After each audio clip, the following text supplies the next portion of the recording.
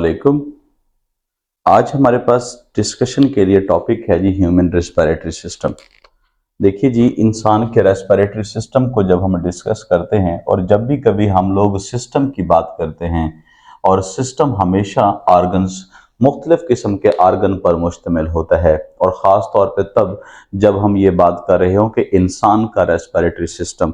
प्यारे बच्चों, बताना ये चाह रहा हूँ आप लोगों को कि इंसान के पास जो रेस्पिरेटरी सिस्टम है उसमें कौन कौन से आर्गन शामिल हैं। तो सबसे पहले नंबर पर एक आर्गन में डिस्कस कर लेता हूं, उसे हम कहते हैं नोज। और इसी के साथ ही मैं नोज से अगला एक हिस्सा जो है वो बता देता हूं, उसे हम लोग कहते होते हैं फेरिंग्स। क्या नाम देते होते हैं जी भला? फेरिंग्स। तो प्यारे बच्चों, जैसा कि आप लोगों को बताया है, फेरिंग्स, फेरिंग्स के बाद फिर एक और आर्गन है और इसे हम लोग नाम देते होते हैं लेरिंग्स। लेरिंग्स। अच्छा जी, इसी के साथ ही फिर हमारे पास लेरिंग्स के अगला पोर्शन जो है वो हमारे पास होता है ट्रैकिया। ट्रैकिया, ट्रैकिया के also called as windpipe जानते हैं। अच्छा, ट्रैकिया के बाद फिर हमारे पास हिस्सा शुरू हो जाता है लंग्स का। अब प्यारे बच्चों एंड डियर व्यूअर्स, जितने भी हैं हम हमें देखने वाले, आज मेरी बात को तसल्ली से सुन लीजिएगा। मैं बेसिकली ये आप लोगों को पहले स्टेप की बात करता हूं, यानी एक्सटर्नल सोर्स से जब हवा फेरिंग्स तक पहुंचती है तो फेरिंग्स के बाद फिर सेकंड स्टेप है इसका लेरिंग्स के पास जाना, और लेरिंग्स के बाद फिर थर्ड स्टेप है इसका कहां पर भला? ट्रैकिया के पास, और ट्रैकिया से फिर हम जानते हैं लंग्स के पास चले गया है। तो प्यारे बच्चों, में अगर आप लोगों को सिर्फ और सिर्फ इन दो चीजों की बात करूं, ये दो चीजें कौन कौन सी भला? जिसमें एक नोज शामिल है और एक फेरिंग्स शामिल है। हम इसे बोल देते हैं क्या भला? Upper respiratory tract. Upper respiratory tract, इसे बोलते हैं अपर रेस्पिरेटरी ट्रैक। और इसी के साथ ही हमारे पास फिर आ जाता है लेरिंग्स। अच्छा जी, लेरिंग्स के बाद फिर जैसे हम लोअर पोर्शन की तरफ चलते हैं तो इसे हम लोग क्या नाम बोलते हैं? Lower respiratory tract. अब देखें जी, ये निचले हिस्सा जो रेस्पिरेटरी ट्रैक है और वो अपर पार्ट था रेस्पिरेटरी ट्रैक का। तो अपर, इसे हम लोग यूआरटी और एलआरटी के नाम से भी याद करते हैं। प्यारे बच्चों, बेसिकली ये कंप्लीट जो मैंने यहां पर आपको बताया है, इस पूरे को हम लोग कहते होते हैं air passage way. Air passage way of passage वे, यानी हम कह सकते हैं कि इंसान की बॉडी के अंदर जो हवा के गुजरने का रास्ता है वो ये है जो हमने आपसे शेयर किया अभी, अपर रेस्पिरेटरी ट्रैक और लोअर रेस्पिरेटरी ट्रैक। प्यारे बच्चों, सबसे पहले नंबर पर हम इसी नाक को डिस्कस कर लेते हैं। नोज क्या है? हम जानते हैं नोज बेसिकली एक अपर पोर्शन है जिसके दो चीजों को हम यहां पर डिस्कस करेंगे। एक बेटे इसके पास मौजूद है कैविटी और एक इसके पास मौजूद है हेयर। देखिए जी, हमेशा याद रखिएगा, नाक के पास कैविटी में म्यूकस मौजूद होता है, म्यूकस। अच्छा भाई, एक और चीज याद रखिएगा, म्यूकस की स्पेलिंग का डिफरेंस होता है, इस डिफरेंस को याद रखना है। MUCUS इसका मतलब है सेक्रीशन, MUCOUS इसका मतलब होगा म्यूकस सेल। अच्छा प्यारे बच्चों, एक तो चीज प्रोड्यूस होगी म्यूकस। आपको बताता चलूं कि म्यूकस जो है वो क्या करता है जी? टेम्परेचर को स्टेबलाइज करेगा। क्या लिख रहा हूं? Temperature stabiliser. अच्छा जी, इसका मतलब है टेम्परेचर को नॉर्मल करना है। और इसके अलावा नेक्स्ट जो फंक्शन होगा बेटे वो क्या होगा? मॉइस्चर। मॉइस्चर। आपको सुन लो बच्चों, आपको पता चल गया जो बॉडी का टेम्परेचर है उस बॉडी के मुताबिक हवा के टेम्परेचर को लेके आना। अगर आप सर्दियों में हवा अंदर लेके जा रहे हो, सांस ले रहे हो, तो आपकी बॉडी का टेम्परेचर होता है 37, उसके मुताबिक करना। ये भी किसका काम है? म्यूकस का। और फिर हवा हमेशा जब भी कभी एक्सचेंज होगी, गैसों का तबादला मॉइस्चर के साथ होता है, तो ये भी म्यूकस का क्या काम हो सकता है। अच्छा जी, इसके अलावा इस म्यूकस का एक और इंपॉर्टेंट फंक्शन भी है, वो लिख देता हूं बेटे, सुन लो। First line defence. अच्छा जी, फर्स्ट लाइन डिफेंस का मतलब क्या होता है कि अगर कोई जर्म वगैरह आ रहा है तो वो भी किल कर दिया जाएगा। नेक्स्ट हमारे पास है जी क्या भला, हेयर। सुनो प्यारे बच्चों, हेयर का काम क्या होगा, ट्रैप द डस्ट पार्टिकल। इसका काम होता है ट्रैप द डस्ट पार्टिकल। जितने भी डस्ट के पार्टिकल्स वगैरह आते हैं उन तमाम को ये ट्रैप करता है और अंदर हवा के रास्ते से नहीं जाने देता। अच्छा प्यारे बच्चों, नाक से हवा अब पहुंच गई है कहां पर भला, दूसरे पोर्शन में, जिसे हम लोग फेरिंक्स का नाम देते हैं। अच्छा भाई सुन लो, फेरिंक्स के लिए एक मैं एमसीक्यू अक्सर याद करवाता रहता हूं, आप लोग भी याद कर लीजिएगा। ये वो जगह है फेरिंक्स जिसको मैंने यहां पर नोट किया है। सुनो बच्चों, इसके पास दो रास्ते हैं, एक आने का दूसरा भी आने का, एक जाने का दूसरा भी जाने का। ये लीजिए मैं लिख देता हूं प्यारे बच्चों, सुनो। एक रास्ता इसका ओरल कैविटी से है, कौन सा भला, ओरल है। और एक रास्ता इसका नेजल है, यानी दो इसके एंट्रेंस रास्ते हैं और दो इसके एग्जिट रास्ते हैं। एक का नाम क्या है जी, ईसोफेगस, ईसोफेगस, ओके। और दूसरे का नाम क्या है जी, ट्रैकिया। ये दो रास्ते मैंने आपको बता दिए हैं, ट्रैकिया। अब ऐसा जगह बताएं, ऐसा आर्गन बताएं जिसके दो एंट्रेंस और दो ही एग्जिट हो, तो हमारे पास वो फेरिंग्स है। तो इसका मतलब है फेरिंग्स क्या है जी भला, common for food and gases, common for food and air, food and air, हवा और फूड के लिए कॉमन होता है। अब बेटे मैंने यहां पर अगला पोर्शन बताया है, कौन सा भला, लेरिंग्स। तो ये मैंने लिख दिया लेरिंग्स के बारे में। ये लीजिए, लेरिंग्स के ऊपर बेसिकली एक जगह बनी हुई है, इसको बोलते हैं, सुराख को बोलते हैं क्या भला, ग्लॉटिस, ग्लॉटिस। और ये ऊपर स्ट्रक्चर है एपिग्लॉटिस। यानी मैं आपको बताना ये चाहता हूं, जब कभी सपोज कर लीजिए ये दो फूड के रास्ते हैं, एक ये वाला फूड का रास्ता है और ये वाला हवा का रास्ता है। अब यहां से फूड आ रही है हमारे माउथ से, तो फूड इधर कहीं हवा के रास्ते में ना चली जाए, तो यहां पर एक ढकना मौजूद होता है। फूड जैसे पीछे आएगी तो वो इसोफेगस की तरफ भेजने के लिए ढकना बंद हो जाएगा। यानी अगर मैं अपने माउथ की बात करूं तो यहां पर बेटे क्या जी, लेरिंग्स के ऊपर एपिग्लॉटिस है, यानी जबान के फोर्स की वजह से फूड स्लिप होके इसोफेगस में जाती है और ट्रैकिया बच जाता है, ट्रैकिया में फूड नहीं जाती है। अगर कभी ऐसा हो जाए तो एस्पिरेटरी नमोनिया भी हो सकता है और इंसान की डेथ भी पॉसिबल हो सकती है। अच्छा जी, नेक्स्ट हमारे पास है जी ट्रैकिया। प्यारे बच्चों, जो ट्रैकिया है असल में इसका एक और नाम भी होता है, आप जानते हो, also called as windpipe. इसे आप लोग विंड पाइप के नाम से भी याद करते हैं। ये ले जी, मैंने बता दिया। बेसिकली ये हमारे पास है जी ट्रैकिया। प्यारे बच्चों जरा ध्यान से सुनिएगा, इस लेरिंग्स और ट्रैकिया के दरमियान एक जगह मैंने एक और एरो भी ड्रा किया है। इस एरो को कहते हैं एडम्स एप्पल, एडम्स एप्पल। अब देखो जी, why it is called Adam's apple, ये कुछ मेल्स में होता है, फीमेल में बाज दफा होता है, नहीं होता। अब देखो मैं आपको बताना ये चाह रहा हूं कि असल में इस जगह पर कुछ वोकल कॉर्ड्स भी होते हैं, क्या भला, वोकल कॉर्ड्स। अब सुनो, ये वोकल कार्ड वही वोकल कार्ड जो साउंड प्रोड्यूस करते हैं, इसलिए हम लेरिंग्स को क्या कहते हैं, वॉइस बॉक्स भी बोलते हैं। ओके जी, यानी आवाज पैदा करने वाला बॉक्स। अब ये वॉइस बॉक्स वाइब्रेशन अपवर्ड भेजता है और माउथ में वॉइस प्रोड्यूस होती है, अल्फाज बनते हैं। अच्छा जी बच्चों, हवा अब पहुंची है कहां भला, ट्रैकिया के अंदर। आप जानते हैं trachea basically C shaped cartilage से मिलके बना होता है। अब ये सी शेप्ड कार्टिलेज उस वक्त तक ऐसे चलते रहेंगे जब तक लंग्स नहीं पहुंच आते। तो सुनो बच्चों, इन लंग्स का यहां पर आकर अपने आप को दो हिस्सों में तकसीम कर देना। बच्चों इन दोनों को हम बोलते हैं primary bronchi, left primary bronchi, right. Very important बात बता रहा हूं, क्या भला, ये देखो जी मैंने यहां पर लिख दिया टू प्राइमरी ब्रोंकाई हैं। ब्रोंकाई, ब्रोंक्यूल्स हम जानते हैं, प्राइमरी ब्रोंकाई, ये लीजिए। अब इसका मतलब है प्राइमरी ब्रोंकाई के पास भी क्या है जी, सी शेप्ड कार्टिलेज मौजूद है।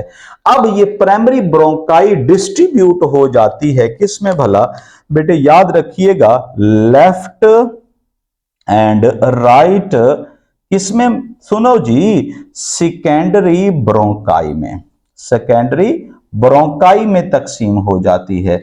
तो सुनिए प्यारे बच्चों, हमेशा राइट लंग्स की तरफ जो सेकेंडरी ब्रोंकाई है उनकी तादाद 3 होती है और लेफ्ट लंग की तरफ तादाद बेटे 2 होती है। इसका मतलब यह है lungs of left side is smaller than the lung of right side due to the accommodation of heart, क्योंकि इस तरफ दिल भी मौजूद है। तो बच्चों इस एरिया को हम लोग बोलते होते हैं थोरैसिक चैम्बर। क्या बोलते हैं भला, मैं लिख देता हूं, ये पूरा एरिया कहलाता है thoracic. Thoracic, what is thoracic chamber? प्यारे बच्चों सुनो, ऐसा चैम्बर जिसमें थोरैस कैविटी होती है, इसे सेमी वैक्यूम चैम्बर भी कहते हैं। बच्चों अब ये ब्रोंकाई सेकेंडरी डिस्ट्रीब्यूट होकर लंग्स में पहुंच गए हैं। ये सेकेंडरी ब्रोंकाई आगे डिवाइड होंगे टर्शरी ब्रोंकाई के अंदर। अब टर्शरी ब्रोंकाई आगे डिवाइड होंगे ब्रोंक्यूल में, टर्मिनल ब्रोंक्यूल और रेस्पिरेटरी ब्रोंक्यूल में। अच्छा जी सुनो, लेकिन इन लंग्स की कुछ लेयर्स हैं। लंग्स दूसरे ऑर्गन से कैसे सेपरेट होते हैं, तो ये देखें जी, ये वो लेयर है, इसे कहते हैं पेराइटल पेल्यूरा। ये वो लेयर है जो दूसरे लंग्स को दूसरे ऑर्गन से सेपरेट करती है। और इसके आगे मौजूद है बेटे क्या भला, विजरल पेल्यूरा। विजरल, क्या लिख रहा हूं भला मैं, विजरल पेल्यूरा। अब देखिए जी, ये विजरल पेल्यूरा और पैराइटल पेल्यूरा के दरमियान एक कैविटी होती है, उस कैविटी को कहते हैं पेल्यूरल कैविटी। इसका मतलब है जब लंग्स कॉन्ट्रैक्ट रिलैक्स करते हैं तो ये कैविटी उनको रब होने से बचाती है, ये काफी हेल्प आउट करती है इस मामले में। तो प्यारे बच्चों हमारे पास ये लंग्स का स्ट्रक्चर भी पता चला, लेकिन ये एक मौजूद है एक skeletal muscle, muscular layer. Muscular layer, अब ये मस्कुलर लेयर कहलाती है डायाफ्राम। डायाफ्राम कहलाती होती है। अब इसका मतलब है अब इसके अंदर जितने भी स्ट्रक्चर होंगे वो गैसों का तबादला करेंगे। बच्चों ये जितने भी स्ट्रक्चर हमने पढ़े हैं ये गैसों का तबादला नहीं करते, ये गैसों को ट्रांसपोर्ट करते हैं। ये गैसें इनसे क्या होती हैं भला, ट्रांसपोर्ट होती हैं। ओके जी, चलते हैं जी अगला पोर्शन डिस्कस करने के लिए बोर्ड के नेक्स्ट है जी छोटा सा एक टॉपिक जो कि चंद मिनट्स पर मुश्तमिल है लेकिन बहुत इंपॉर्टेंट है। प्रीवियसली हमने डिस्कस किया हुआ है कि इंसान के रेस्पिरेटरी सिस्टम के अंदर हम लोग एयर पैसेज वे को कैसे डिस्कस करते हैं और कंप्लीट एयर पैसेज वे यहां पर बताया। तो नेक्स्ट हमारे पास है क्या भला, यूनिट। क्या भला, फंक्शनल यूनिट। यहां पर एक बात मेंशन कर दी मैंने, फंक्शनल यूनिट। आपको पता है कि जब कभी हम इंसान सांस लेते हैं तो उसका जो रेस्पिरेटरी सरफेसेस होती हैं जहां पर गैसों का तबादला होता है, यानी ऐसी जगह जहां पर गैसेस एक्सचेंज होते हैं, गैसेस एक्सचेंज। अब बेटे याद रखिएगा इन जगहों पर जिनको हम डिस्कस करने जा रहे हैं यहां पर गैसों का तबादला होगा और वो रेस्पिरेटरी सरफेसेस जहां से गैसों का तबादला होता है उस यूनिट को कहते हैं एलवीओलाई। एलवीओलाई। अब देखो जी, आमतौर पर मैं आपको एक बात बता देता हूं, बच्चे याद रखिएगा ये वो एक ट्यूब है, ये वो एक डक्ट है जो इस लंग्स से हम लोगों ने डिस्कस की है। इसको क्या कहते हैं, रेस्पिरेटरी ब्रोंक्यूल कहते हैं। रेस्पिरेटरी, बल्कि रेस्पिरेटरी है लेकिन रेस्पिरेटरी तो हो गया यहां पर, लेकिन इसको हम लोग क्या नाम देंगे? टर्मिनल। रेस्पिरेटरी ब्रोंक्यूल, और फिर कौन सी होगी आगे बच्चों? Terminal bronchiole. देखिए जी, प्रीवियसली हमने देख रखा है कि ब्रोंकाई प्राइमरी, सेकेंडरी, टर्शरी। अब यहां पर क्या है? Respiratory terminal. बेटे याद रखना, ये टर्मिनल ब्रोंक्यूल आगे डिवाइड होगी किस में भला? इस जगह को कह देता हूं क्या भला? Alveolar duct. एल्वियोलर डक्ट, ऐसी नाली जहां से गैस का तबादला भी होता है, लेकिन आगे जाके ये ओपन होती है किसमें? एल्वियोलाई के पास। अब ये जो अंगूर लाइक क्लस्टर बना हुआ है, इसे हम बोलते हैं क्लस्टर ऑफ एल्वियोलाई। प्यारे बच्चों, ये जो क्लस्टर ऑफ एल्वियोलाइज बना हुआ है, इसके अंदर बेसिकली क्या होती है? ये जानबूझ के मैंने ब्लू कलर के डॉट्स लगाए हैं। असल में ये डॉट्स रिप्रेजेंट कर रहे हैं गैसेस को। बच्चों मैंने क्या किया? एक एल्वियोलाई को यहां पर रिप्रेजेंट करने की कोशिश कर रहा हूं मैं। देखो जी, मैंने क्या किया? ये दरमियान में एक एल्वियोलाई बना दिया। ये लो जी, एक एल्वियोलाई मैं लिख देता हूं, एल्वियोलाई यहां पर लिखता हूं, ये है जी एल्वियोलाई। अब प्यारे बच्चों, इस एल्वियोलाई से गैसों का तबादला होता है। मैं आपको कुछ निशानदेही करता हूं। इस एल्वियोलाई से बाहर हमेशा क्या जाएगी? Carbon dioxide. और इस एल्वियोलाई के अंदर क्या होती है? ऑक्सीजन। तो प्यारे बच्चों, आमतौर पर हम जानते हैं कि इन जगहों से, ये हमारे पास एक कैपिलरी है। ओके, इसको हम क्या कहते हैं? Blood capillary. यहां से ब्लड आता है, गैसों का तबादला करके फिर ब्लड यूं चला जाता है। प्यारे बच्चों ध्यान से सुनिएगा। अब आपको बताना यह है कि यहां पर इस वक्त कार्बन डाइऑक्साइड का लेवल क्या है? ज्यादा। इधर भी क्या है जी? ज्यादा। और आगे यहां पर देखें तो यहां पर आपको ऑक्सीजन का लेवल ज्यादा होता हुआ दिखाई दे रहा है। तो बच्चों आप लोग भी जरा ध्यान से सुनो, आखिर what is the main thing. सुनो बच्चों, लिख देता हूं, कार्बन डाइऑक्साइड यहां पर ब्लड के अंदर हायर प्रेशर के पास है, साथ है। और यहां पर बेटे क्या है जी? ऑक्सीजन ज्यादा पोटेंशियल के साथ है, प्रेशर के साथ है। होता पता क्या है? होता कुछ यूं है कि ये जैसे ही एल्वियोलाई से पास से गुजरती है कैपिलरी, कार्बन डाइऑक्साइड चला जाता है इस एल्वियोलाई के अंदर, और ऑक्सीजन आ जाती है इस तरफ कैपिलरी में। सो लिख देता हूं, ऑक्सीजन इधर, कार्बन डाइऑक्साइड इधर। सिमिलरली कार्बन डाइऑक्साइड एल्वियोलाई में और ऑक्सीजन कैपिलरी की तरफ बेटे मूव कर जाता है। ये लो जी, मैंने लिख दिया। ये लो जी, मैंने यहां पर भी लिख दिया। तो इस तरह से गैसों का हो गया तबादला, यानी ऑक्सीजन इस एल्वियोलाई की सिंगल सेल मेम्ब्रेन को क्रॉस करके इस ब्लड वेसल कैपिलरी में आता है, और रेड ब्लड सेल के साथ हीमोग्लोबिन से जुड़ के आगे जाता है। एक क्वेश्चन आपको बता रहा हूं, इस क्वेश्चन का आंसर आपने करना है। इस एल्वियोलाई के अंदर से ऑक्सीजन जैसे ही इस रेड ब्लड सेल तक पहुंचता है, तो बताएं कितनी मेम्ब्रेन क्रॉस कर रहा है, और बताएं कितनी मेम्ब्रेन क्रॉस कर रहा है, ये आंसर करना है।